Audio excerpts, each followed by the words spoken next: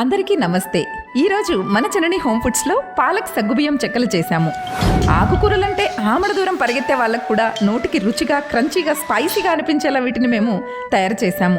ప్రకృతికి కూడా పచ్చదనం పాలకూర నుంచే వచ్చి ఉంటుందేమో అనంత గ్రీన్గా కనిపిస్తుంది కదా ఈ పిండి. నాకైతే అలానే అనిపిస్తుంది. మరి ఇందులో మేము ప్రత్యేకంగా కొర్రపిండి, బియ్యం పిండి యాడ్ చేసి స్వచ్ఛమైన పాలకూరని పేస్ట్ లాగా చేసి అందులో కలిపి వేడివేడి నూనెను అందులో యాడ్ చేసి తగిన ఉప్పు, కారం యాడ్ చేసి బాగా కలిపి కంటికి కనువిందుగా, నోటికి రుచిగా చెక్కలు తయారు చేశాము.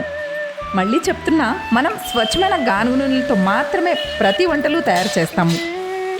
ఇలాంటి హెల్తీ అండ్ టేస్టీ చెక్కలు మీరు కూడా తినాలనుకుంటున్నారా? అయితే స్క్రీన్ మీద కనిపిస్తున్న నంబర్కి వాట్సాప్ చేసి ఆర్డర్ చేసుకోవచ్చు.